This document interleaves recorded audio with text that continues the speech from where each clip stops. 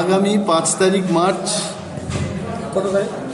আগামী 5 তারিখ মার্চ 2021 শুক্রবার দিন আমাদের তিপ্রামথা পার্টির জনসমাবেশ হবে বিশ্রামগঞ্জে এবং এই জনসমাবেশে উপস্থিত থাকবেন আমাদের দলের যিনি চেয়ারম্যান মহারাজ প্রদ্যুৎ কিশোর দেববর্মা সহ আমাদের দলের সমস্ত শীর্ষ নেতৃত্ব এবং সেখানে আমরা আমন্ত্রণ জানাবো আইপিএফটির সভাপতি ত্রিপুরা রাজ্যের মাননীয় মন্ত্রী এনসি দেববর্মা মহাশয়কে এবং আরও আমন্ত্রণ জানাবো আমরা মাননীয় মন্ত্রী মেবার কুমার জমাতিয়া যিনি আইপিএফটি দলের সাধারণ সম্পাদক।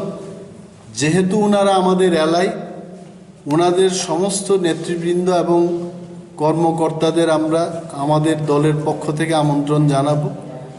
আমরা যেভাবে গত 24 তারিখ আইপিএফটি আহত জনসভায় আমাদের নেতৃবৃন্দরা এবং কর্মীরা যেভাবে কাজ করেছেন, সেখানে গিয়ে আমাদের সমর্থকরা জনসভাকে সাফল্যমণ্ডিত করেছেন, একইভাবে আমরাও আইপিএফটি আমাদের এলায়ের কাছে অনুরোধ রাখব যে ওনারাও যেন আমাদের সহযোগিতা করেন এবং এই জনসভার মূল লক্ষ্য হলো আমাদের যে মূল দাবি গ্রেটার তিপ্রাল্যান্ড, সেই তিপ্রাল্যান্ডের দাবিতেই আমরা এই জনসভা করছি।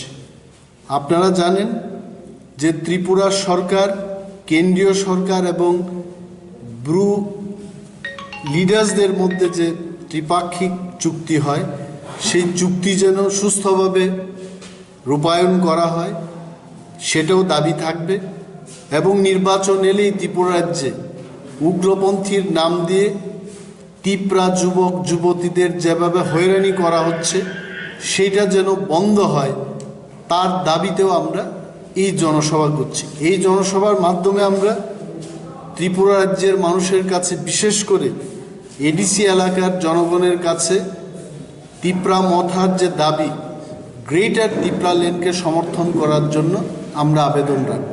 ধন্যবাদ।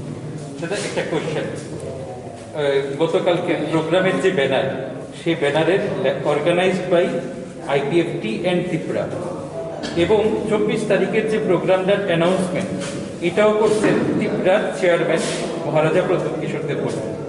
তাহলে আজকে প্রোগ্রাম শেষ হওয়ার পরের দিন কেন আপনি স্পেসিফিক্যালি এটা আইপিএফটির প্রোগ্রাম বললে আপনি অ্যানাউন্স করতেছেন? না, আসলে এটা খবর নিয়ে দেখা যায়, যদিও ব্যানারে এইভাবে লেখা আছে, ঘোষণাও আপনারা চেয়ারম্যান, ব্যানারে যেভাবে লেখা আছে মূলত স্টেজ ম্যানেজমেন্ট থেকে সমস্ত যে কন্ট্রোলটা, এটা আইপিএফটির সিংহভাগ কাজই ওনারা করেছে।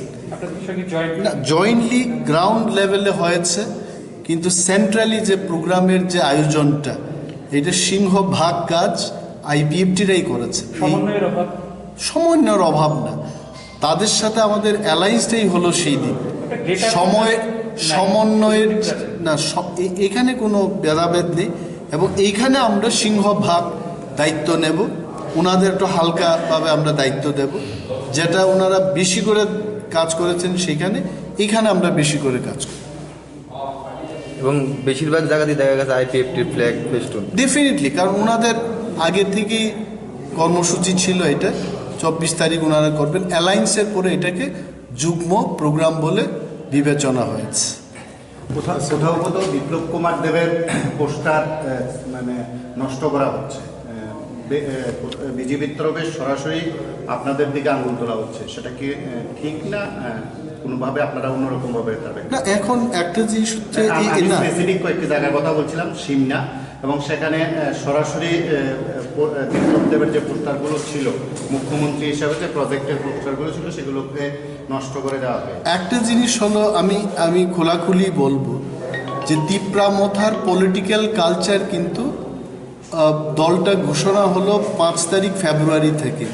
তো এই দলের কালচার হুট করে কেউ যদি আঙ্গুল তুলে বলে, এটি কিন্তু অসত্য হবে, কারণ এই প্রথমবার নির্বাচনে লড়াই করতে যাচ্ছে এবং ঠিক মতো আমাদের ব্যানার পোস্টারও হচ্ছে না, তারও তো একটা সময় লাগে। তো যদি কেউ করে থাকে অন্যান্য দলের দিকে যদি উনি আঙ্গুল তুলেন, এটা হতে পারে, ওনাদের প্রশ্ন করতে পারে, কিন্তু তিপ্রা মথার পক্ষ থেকে আমরা বলবো, মহারাজাও বলছেন, আমাদের ফ্ল্যাগ পোস্টারগুলো ছিঁড়ে ফেলা হলো কিছুদিন আগে। তখন মহারাজা কি বলেছেন, যে আপনারা যদি 1 লক্ষ আমার পোস্টার ছিঁড়ে ফেলেন, আমি স্নেহের সাথে, আদরের সাথে, ভালোবাসার সাথে আরও 1 লক্ষ পোস্টার সেখানে দেব, কিন্তু আমি সেখানে রাজনৈতিকভাবে আপনাদের সাথে লড়াই করব।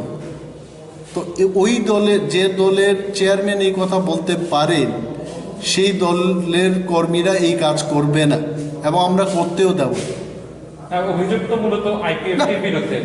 ও- আইপিএফটি আপনাদের জোট সঙ্গী। না, আইপিএফটি আমাদের জোট সঙ্গী, এই প্রশ্নটা আইপিএফটির তারা জবাব দেবে যদি করে থাকে। তবে আমার মনে হয় না ওনারাও করবেন, কেন করবেন?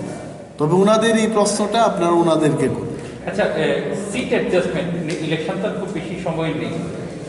আপনাদের সঙ্গে আইপিএফটির সিট অ্যাডজাস্টমেন্ট নিয়ে প্রাথমিক আলোচনা বা কোনো প্রস্তাব ইত্যাদি যদি? টিল নাও এ পর্যন্ত সিট অ্যাডজাস্টমেন্ট সম্পর্কে কোনো আলোচনাও হবে।